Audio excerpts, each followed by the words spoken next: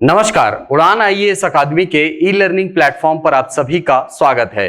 मैं हूं सुधीर वर्मा और इस वीडियो के अंतर्गत हम देखेंगे छत्तीसगढ़ तथा राष्ट्रीय समसामयिकी से जुड़े कुछ ऐसे महत्वपूर्ण तथ्य जो आपके एग्जाम के लिए महत्वपूर्ण हैं। आज की वीडियो में आगे बढ़ने के पूर्व आप सभी को पुनः एक बार सूचित कर दे कि आपकी पढ़ाई की निरंतरता को जारी रखने के लिए उड़ान आईएएस अकादमी ने 24 जून से एक छत्तीसगढ़ पीएससी प्रीलिम्स की बैच डालने का निर्णय लिया है। इसकी मांग काफी टाइम से विद्यार्थियों के द्वारा की जा रही थी और इस बैच के माध्यम से हमने प्रयास किया है कि आपको प्रारंभिक चरण में जो कक्षाएं हैं वो जूम ऐप के माध्यम से लाइव प्रोवाइड कराया जाए। उसके बाद जैसे ही स्थितियां सामान्य हो जाएंगी और जिला प्रशासन का हमें निर्देश प्राप्त हो जाएगा कि ऑनलाइन के बजाय अब ऑफलाइन कक्षाएं जो है वो संचालित की जा सकती है, तो उस स्थिति में इस कक्षा को परिवर्तित कर दिया जाएगा ऑफलाइन क्लास के रूप में। तो इस बैच से जुड़ी हुई अधिक जानकारी के लिए आप इन नंबरों पर संपर्क कर सकते हैं। चलिए तो आज की वीडियो प्रारंभ करते हैं। आज का हमारा पहला प्रश्न है, पंडित माधवराव सप्रे छत्तीसगढ़ मित्र साहित्यिक पत्रकारिता सम्मान से किसे सम्मानित किया जाएगा? आपके पास ऑप्शन में डॉक्टर कुसुम खेमानी, डॉक्टर सुमन वाधवानी, डॉक्टर मेनका खेमानी या डॉक्टर देविका शॉ। तो आइए जानने का प्रयास करते हैं कि इस वर्ष पंडित माधवराव सप्रे छत्तीसगढ़ मित्र साहित्यिक पत्रकारिता सम्मान जो है इससे किससे सम्मानित किया जाएगा। तो यहां पर आप देख पा रहे हैं 18 जून 2021 की प्रविष्टि तिथि है। लिखा क्या है? डॉक्टर कुसुम खेमानी को पंडित माधवराव सप्रे छत्तीसगढ़ साहित्यिक पत्रकारिता सम्मान से सम्मानित किया जाएगा और यह सम्मान इनको वर्ष 2021 के लिए दिया जाएगा। इसको याद रखेंगे आप, वर्ष 2021 के लिए पंडित माधवराव सप्रे छत्तीसगढ़ मित्र साहित्यिक पत्रकारिता सम्मान जो है किसको दिया जाएगा? डॉक्टर कुसुम खेमानी को।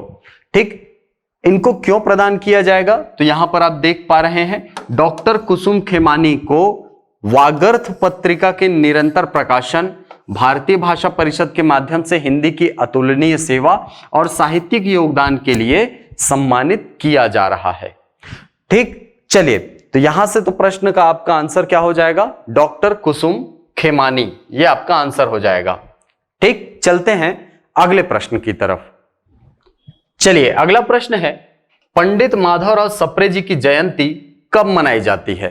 ऑप्शन है आपके पास 19 जून को, 20 जून को, 21 जून को या 22 जून को।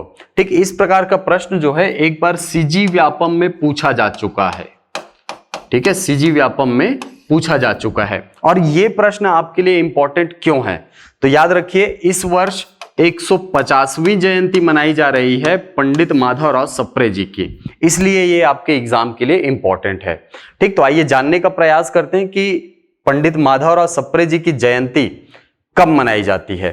तो यहां पर आप देखेंगे तो आपको पता चलेगा मुख्यमंत्री श्री भूपेश बघेल 19 जून को पंडित माधवराव सप्रे जयंती समारोह का करेंगे वर्चुअल उद्घाटन।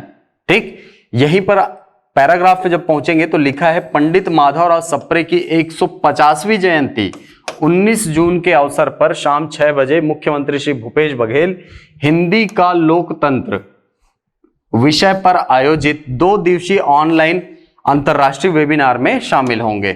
ठीक, तो याद रखिएगा कि इनकी जयंती कब मनाई जाती है माधवराव सप्रे जी की? 19 जून को।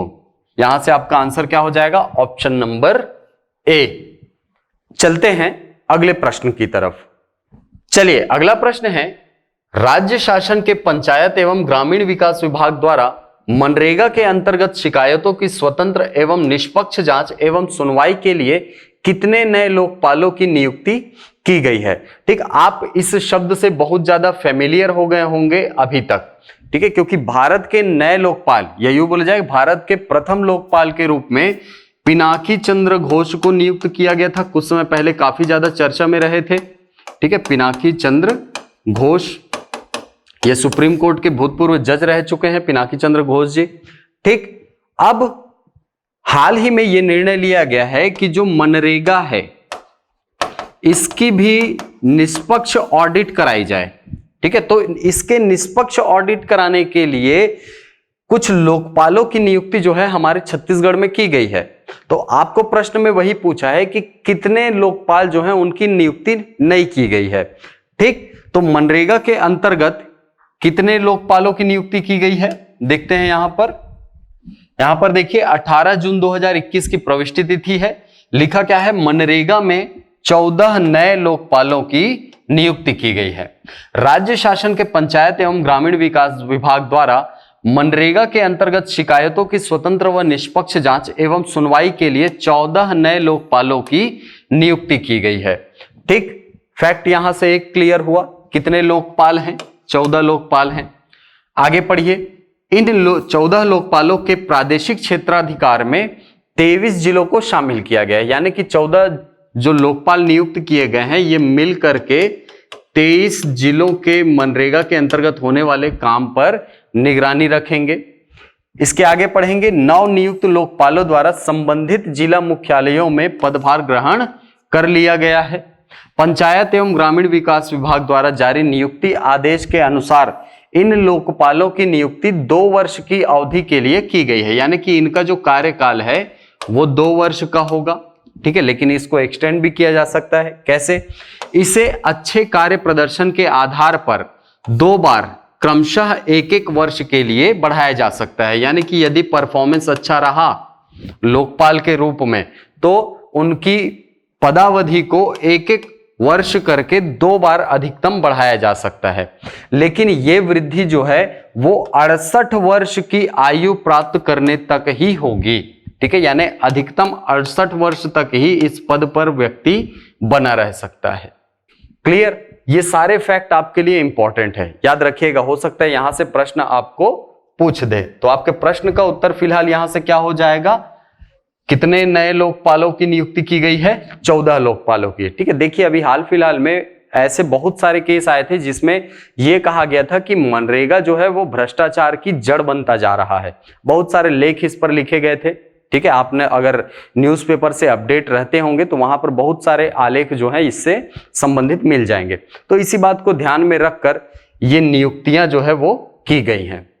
ठीक, चलते हैं अगले प्रश्न की तरफ। चलिए, अगला प्रश्न है, दुर्ग जिले के ग्राम फुंडा में बनने वाले जैव विविधता उद्यान का क्षेत्रफल कितना है? ऑप्शन है आपके पास 10 एकड़, 20 एकड़, 30 एकड़ या 40 एकड़। तो कुछ वीडियो पहले ही मैंने आपको बताया था कि जो छत्तीसगढ़ है वहां पर एक नया जैव विविधता पार्क बनने वाला है। कहां पर? दुर्ग जिले के ग्राम फुंडा में। आपको प्रश्न थोड़ा सा अंदर जाके पूछा, क्या पूछा? इसका क्षेत्रफल कितना है। ठीक, तो आइए जानने का प्रयास करते हैं इसको। चलिए, तो यहां पर देख पा रहे हैं ये फोटो जो है, ठीक है, ये उस उद्घाटन समारोह का है, उद्घाटन कार्य का है जिस दिन इस जैव विविधता पार्क का शुभारंभ किया गया था, नींव रखी गई थी। ठीक, पढ़ेंगे इसमें कि पर्यावरण संरक्षण के साथ प्राकृतिक सौंदर्य को बढ़ाने का जरिया बनेगा जैव विविधता उद्यान। हमारे मुख्यमंत्री जी का स्टेटमेंट है। ठीक, लिखा है आगे कि मुख्यमंत्री श्री बघेल ने फुंडा के 20 एकड़ में बनने वाले जैव विविधता उद्यान का किया वर्चुअल भूमि पूजन। ठीक है, यानी कि 20 एकड़ जो है इसका क्षेत्रफल होगा। तो यहां से आपके प्रश्न का उत्तर हो जाएगा ऑप्शन नंबर बी, 20 एकड़। चलते हैं अगले प्रश्न की तरफ। चलिए, अगला प्रश्न है, सुश्री शबनम एक्का, नीतू एक्का, रिबीना लकड़ा का संबंध किससे है? ऑप्शन है आपके पास, अंतरराष्ट्रीय बास्केटबॉल खिलाड़ी हैं, ये अंतरराष्ट्रीय हॉकी खिलाड़ी हैं, या अंतरराष्ट्रीय रोल बॉल खिलाड़ी हैं, या अंतरराष्ट्रीय कैन्योइंग खिलाड़ी हैं। ठीक, तो इसके बारे में जानने का प्रयास करते हैं कि ये तीनों किस खेल से संबंधित हैं। तो यहां पर आप देख पा रहे हैं 6 जून 2021 की प्रविष्टि तिथि है। लिखा क्या है? 3 अंतरराष्ट्रीय बास्केटबॉल खिलाड़ियों को 25-25 हजार की आर्थिक सहायता दी गई है। ठीक, इसमें यहां पर आप नाम देख सकते हैं कि सीतापुर के ग्राम पेटला और मैनपाट की 3 अंतरराष्ट्रीय बास्केटबॉल खिलाड़ी, नाम क्या क्या है? सुश्री शबनम एक्का, नीतू एक्का, रिबीना लकड़ा। इन तीनों को 25-25 हजार रुपए की आर्थिक सहायता प्रदान करने की घोषणा की गई है। तो यहां से आपका प्रश्न का उत्तर क्या निकल के आता है कि ये तीनों किस खेल से संबंधित है भाई? ये तीनों हैं अंतरराष्ट्रीय बास्केटबॉल खिलाड़ी। चलते हैं अगले प्रश्न की तरफ। चलिए अगला प्रश्न है, मुख्यमंत्री वृक्षारोपण प्रोत्साहन योजना के अंतर्गत किस स्थान पर कॉफी की खेती की शुरुआत की गई है? ऑप्शन है आपके पास डिलमिली, कोंडागांव, सुकमा या बीजापुर। देखिए ये जो डिलमिली है, ठीक है, ये बस्तर जिले वाला डिलमिली गांव है। ठीक है, ये कोरिया जिले वाला डिलमिली नहीं है। ठीक है, दो डिलमिली हम पढ़ते हैं ना, एक बस्तर में पढ़ते हैं, एक चिरमिरी डिलमिली, ठीक है, वो पढ़ते हैं। तो ये जो डिलमिली है ये बस्तर संभाग का एक गांव है। तो आइए जानने का प्रयास करते हैं कि अभी हाल फिलहाल में ही कॉफी के खेती की शुरुआत कहां पर की गई है। चलिए यहां पर देख पा रहे हैं आप, जगदलपुर, मुख्यमंत्री वृक्षारोपण प्रोत्साहन योजना का शुभारंभ। डिलमिली में 33 किसानों ने की 100 एकड़ जमीन में कॉफी के खेती की शुरुआत। ठीक, तो यहां से आपका प्रश्न का उत्तर मिलता है। कहां की जा रही है भाई कॉफी की खेती? हमारे छत्तीसगढ़ में डिलमिली में। ठीक, ये डिलमिली कहां स्थित है? तो बस्तर जिले में स्थित है। ठीक, चलते हैं अगले प्रश्न की तरफ। चलिए अगला प्रश्न है, state institute of hotel management IHM कहां स्थापित किया गया है? ऑप्शन है आपके पास मैनपाट, सरगुजा, बिलासपुर, दुर्ग या नवा रायपुर। तो आइए जानने का प्रयास करते हैं कि ये जो state institute of hotel management है ये कहां बनाया गया है, कहां निर्मित किया गया है। चलिए यहां पर आप देख पा रहे हैं 7 जून 2021 की प्रविष्टि तिथि है। लिखा क्या है? State institute of hotel management में 53 छात्र जो है वर्तमान में अध्ययनरत हैं। ठीक, पर्यटन मंत्री श्री ताम्रध्वज साहू की विशेष पहल पर छत्तीसगढ़ के state institute of hotel management नवा रायपुर को राष्ट्रीय होटल प्रबंध एवं कैटरिंग टेक्नोलॉजी परिषद NCHMCT, ठीक है, इसको याद रखिएगा, जो होटल मैनेजमेंट के कॉलेज रहते हैं उनको मान्यता देने का काम जो है वो इसके द्वारा किया जाता है। ठीक है, इसका पूरा नाम क्या है? राष्ट्रीय होटल प्रबंध एवं कैटरिंग टेक्नोलॉजी परिषद। ठीक, इसके द्वारा हमारा जो राज्य है उसके इंस्टीट्यूट ऑफ होटल मैनेजमेंट को मान्यता प्रदान कर दी गई है। ठीक, ये कहां स्थित है? तो यहां पर आप देख पा रहे हैं नवा रायपुर में स्थित है। तो इसका आंसर क्या हो जाएगा आपका? Option number D. चलते हैं अगले प्रश्न की तरफ। चलिए अगला प्रश्न है, कोरोना महामारी के चलते प्रदेश के गरीब परिवारों को बड़ी राहत देने के लिए सभी BPL राशन कार्ड धारकों को चावल निःशुल्क कब से कब तक दिया जाएगा? ठीक, ऑप्शन है आपके पास जुलाई से लेकर अगस्त तक, ठीक है, या जुलाई से सितंबर तक, जुलाई से नवंबर तक, या जुलाई से दिसंबर माह तक। तो आइए जानने का प्रयास करते हैं इसको कि कब से कब तक का जो चावल है वो गरीबों को मुफ्त में दिया जाएगा। ठीक, 8 जून 2021 की प्रविष्टि तिथि है, आप देख पा रहे हैं। ठीक, लिखा है मुख्यमंत्री श्री भूपेश बघेल ने की 2 बड़ी घोषणाएं। क्या क्या घोषणा है? गरीब परिवारों को जुलाई से नवंबर तक 5 माह का मिलेगा निःशुल्क चावल। ठीक है, निःशुल्क चावल जो है ये कब से कब तक का दिया जाएगा? जुलाई से लेकर के नवंबर तक का। ठीक, राज्य खाद्य सुरक्षा अधिनियम में जारी सभी कार्डों को PM गरीब कल्याण योजना के समकक्ष दिया जाएगा अतिरिक्त चावल। यानी कि जो राशन कार्ड राज्य खाद्य सुरक्षा अधिनियम में पंजीकृत हैं, है ना, उनको PM गरीब कल्याण योजना जो संचालित की जा रही है केंद्र सरकार के द्वारा, तो उस योजना के द्वारा जितना चावल दिया जाता है उतना ही चावल जो है वो राज्य सुरक्षा अधिनियम के द्वारा पंजीकृत राशन कार्ड धारियों को भी प्रदान किया जाएगा। ठीक, तो चलिए यहां से आपका आंसर तो मिल गया। कब से कब तक दिया जाएगा भाई? जुलाई से लेकर के नवंबर माह तक निःशुल्क चावल जो है वो प्रदान किया जाएगा। चलते हैं अगले प्रश्न की तरफ। चलिए अगला प्रश्न है, दाई दीदी क्लिनिक कब प्रारंभ किया गया? ऑप्शन है 19 नवंबर 2020, 29 नवंबर 2020, 9 नवंबर 2020 या 19 दिसंबर 2020। कंफ्यूज करने वाला प्रश्न है थोड़ा सा। ठीक, आइए देखते हैं इसका आंसर क्या है। यहां पर आप देख पा रहे हैं मुख्यमंत्री श्री भूपेश बघेल के निर्देशानुसार पूर्व प्रधानमंत्री श्रीमती इंदिरा गांधी जी की जयंती 19 नवंबर 2020 के दिन रायपुर, बिलासपुर और भिलाई शहरों में स्पेशल दाई दीदी क्लिनिक भी प्रारंभ किए गए हैं। दाई दीदी क्लिनिक के माध्यम से रायपुर शहर में 163 कैंप के माध्यम से 7,958 महिलाओं का इलाज किया गया। ठीक, ये आपके लिए इंपॉर्टेंट नहीं है। इंपॉर्टेंट क्या है कि ये योजना कब प्रारंभ किया गया। कब प्रारंभ किया गया? 19 नवंबर 2020 को। ठीक, बेसिकली ये जो दाई दीदी क्लिनिक है ये क्या है? ये नगरीय निकायों में चलाया जाने वाला एक विशेष प्रकार का एम्बुलेंस है जिसका संचालन पूर्णतः महिलाओं के द्वारा किया जाता है और इसमें जो पेशेंट आते हैं वो भी महिला वर्ग की ही होती हैं, यानी कि महिलाओं के लिए स्पेशल चलाया जाने वाला एम्बुलेंस है। इससे लाभान्वित कौन होती हैं? जो महिलाएं हैं वो। ठीक है, और ये प्रारंभिक चरण में 3 नगर निगमों में प्रारंभ किया गया। एक रायपुर में किया गया है, ठीक, एक किया गया है बिलासपुर में और तीसरा किया गया है भिलाई में। इसको याद रखेंगे आप। ठीक, प्रारंभ कब हुआ? तो 19 नवंबर 2020 को। चलते हैं प्रश्न की तरफ। प्रश्न में आपका ऑप्शन कहां पर दिख रहा है? 19 नवंबर 2020, ऑप्शन नंबर ए। तो यही आपका उत्तर हो जाएगा। चलते हैं अगले प्रश्न की तरफ।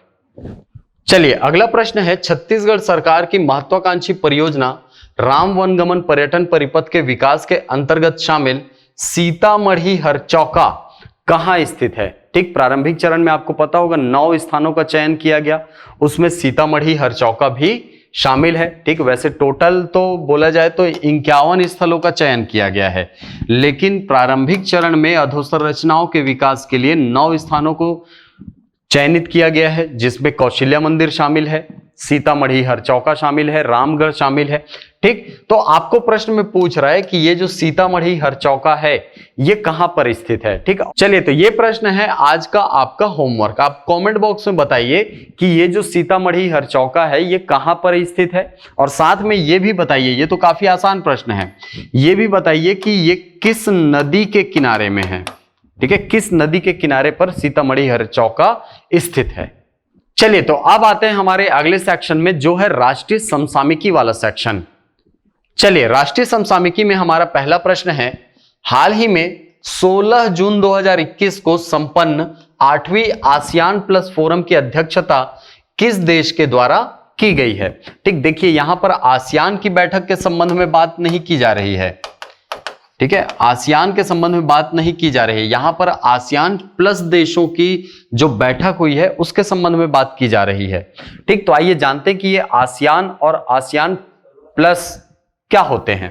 ठीक, तो देखिए ये आसियान की ऑफिशियल वेबसाइट से लिया गया स्क्रीनशॉट है। ठीक, इसमें आप पढ़ेंगे थोड़ा सा इसके एस्टेब्लिशमेंट के बारे में, तो आपको पता चलेगा कि the association of south east Asian Nations, ठीक है, जिसको हम क्या बोलते हैं?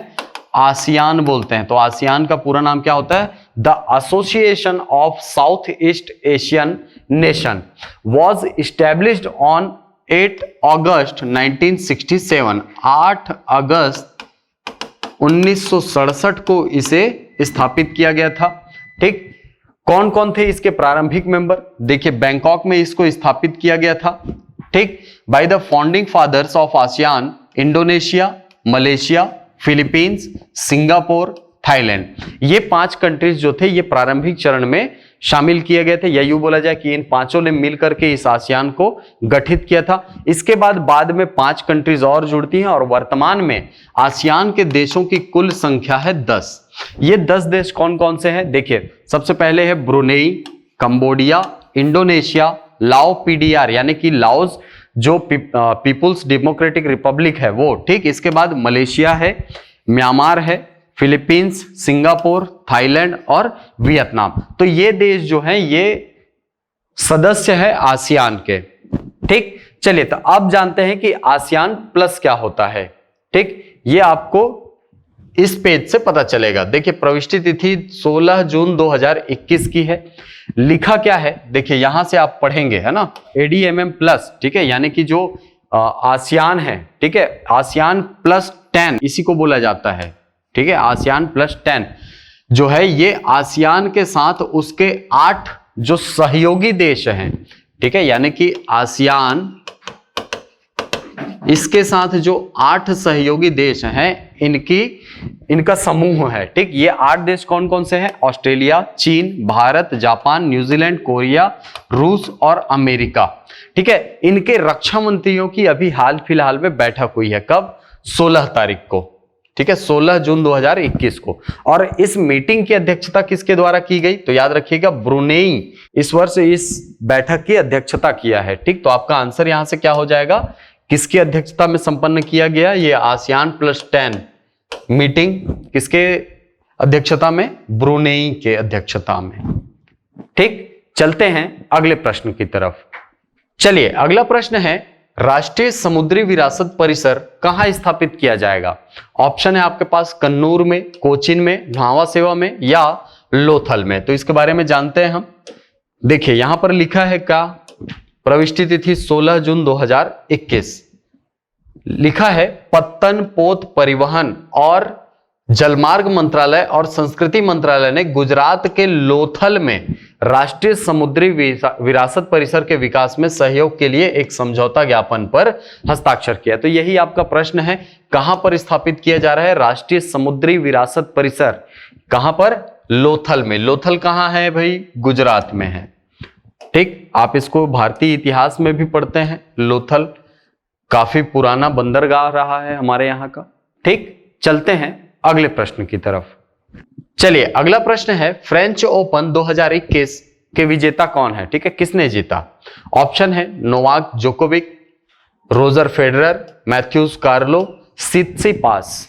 ठीक है, तो आइए जानने का प्रयास करते हैं।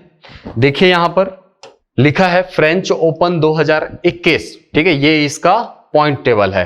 ठीक है, फाइनल किसके किसके बीच खेला गया? तो जोकोविक और सित्सिपास के बीच में। ठीक, नोवाक जोकोविक कौन से कंट्री के हैं? आपको पता होना चाहिए, बहुत इंपॉर्टेंट है, सर्बिया के हैं। ठीक है, और इनको जिनको हराया है सित्सिपास, ये एक ग्रीक खिलाड़ी हैं। ठीक है, ग्रीक खिलाड़ी हैं। तो ये फोटो से आप पहचान गए होंगे। ठीक है, कौन है ये है नोवाक जोकोविक, सर्बिया के टेनिस खिलाड़ी हैं और इन्होंने ही जीता है अभी अपना फ्रेंच ओपन। ठीक, और ये इनका पर्सनल 19वां ग्रैंड स्लैम खिताब है। ये याद रखिएगा, 19वां ग्रैंड स्लैम खिताब है। ठीक, तो यहां से आपके प्रश्न का उत्तर क्या हो जाएगा? फ्रेंच ओपन के विजेता कौन? Novak Djokovic. चलते हैं अगले प्रश्न की तरफ। चलिए, अगला क्वेश्चन है क्रिकेटर सुरेश रैना की आत्मकथा का नाम क्या है? इस प्रकार के प्रश्न जो है वो आपको बहुधा एग्जाम में देखने को मिलते होंगे। ठीक है, जिसमें किसी फेमस पर्सनैलिटी के द्वारा लिखी गई उसकी आत्मकथा पर प्रश्न पूछा जाता है। तो अभी हाल ही में सुरेश रैना, जो कि भारतीय भूतपूर्व क्रिकेटर हैं, इनके द्वारा इनकी आत्मकथा लिखी गई है और प्रश्न में आपको पूछ रहा है कि इसका नाम क्या है। इस प्रकार के प्रश्नों को आप अच्छे से तैयार करेंगे। ठीक, चलिए, तो आपके पास ऑप्शन में क्या है? Believe What life and cricket taught me। Second option है फेथ ऑन माई सेल्फ। तीसरा ऑप्शन है मेकिंग हिस्ट्री विथ लेजेंड्स। चौथा ऑप्शन है स्पोर्ट्स लर्न इट। तो आइए जानने का प्रयास करते हैं कि इस पुस्तक का नाम क्या है। तो यहां पर आप देख पा रहे हैं, ठीक है, सुरेश रैना का नाम लिखा हुआ है। पुस्तक का नाम क्या है? Believe what life and cricket taught me. ठीक, ये इनकी आत्मकथा का नाम है। ठीक, तो यहां से आपका आंसर क्या हो जाएगा? Option number A. चलिए चलते हैं अगले प्रश्न की तरफ। चलिए, अगला प्रश्न है वर्ल्ड कॉम्पिटिटिव रिपोर्ट 2021 में भारत का स्थान क्या है? ठीक, ये जो वर्ल्ड कॉम्पिटिटिव रिपोर्ट है ये जारी किया जाता है IMD के द्वारा। ठीक है, इंटरनेशनल मैनेजमेंट एंड डेवलपमेंट, ठीक है, institute of management and development के द्वारा इसको जारी किया जाता है। आपको प्रश्न में पूछ रहा है कि भारत का रैंक क्या है। देखिए यहां से प्रश्न दो प्रकार के पूछ सकते हैं। पहला पूछ सकता है कि इस रिपोर्ट में प्रथम स्थान पर कौन है। इस प्रकार के प्रश्न पिछले एग्जाम्स में आपको देखने को मिले थे। ठीक, इस बार प्रश्न में पूछ रहा है कि भारत का रैंक क्या है। ऑप्शन है आपके पास 41वां, 42वां, 43वां या 45वां। तो आइए जानने का प्रयास करते हैं। तो देखिए यहां पर आप देख पा रहे हैं, ये IMD की ऑफिशियल वेबसाइट से लिया गया स्क्रीनशॉट है। लिखा क्या है यहां पर देखेंगे आप, Switzerland has come top for the first time in the 33 years history of IMD's world competitive ranking. ठीक है, यानी IMD की वर्ल्ड कॉम्पिटिटिव रैंकिंग जो है इसमें 33 साल में पहली बार ऐसा हुआ है जब स्विट्जरलैंड जो है ये पहली बार टॉप में आया है। इसलिए ये जो रैंकिंग है वो आपके लिए इंपॉर्टेंट हो जाता है। ठीक, तो पहले स्थान पर कौन है? याद रखिएगा इसको, स्विट्जरलैंड पहले स्थान पर काबिज है। वहीं भारत के रैंक की बात करें तो यहां पर देख पा रहे कंट्री भारत है हमारा, ठीक। 2017 में भारत की रैंकिंग 45 थी, 18 में 44 हुई, 2019 में हम 43वें नंबर पर थे, 2020 में भी 43वें और 2021 में भी हमारा स्थान अपरिवर्तित रहा है और हम पुनः एक बार 43वें नंबर पर क्या है, काबिज है, ठीक। तो यहां से आपके प्रश्न का उत्तर क्या हो जाएगा, भारत की रैंक क्या है, 43वीं रैंक है, ठीक। तो ये थे आज के समसामयिक घटनाक्रम के अंतर्गत छत्तीसगढ़ तथा राष्ट्रीय समसामयिकी के कुछ महत्वपूर्ण प्रश्न। आशा करता हूं ये वीडियो आपको पसंद आया होगा। यदि वीडियो पसंद आए तो इसे लाइक करें, शेयर करें, यूट्यूब पर कमेंट करें और इसी प्रकार के वीडियोस प्राप्त करने के लिए हमारे यूट्यूब चैनल को सब्सक्राइब करना ना भूलें। मिलते हैं अगली कक्षा में, तब तक के लिए धन्यवाद।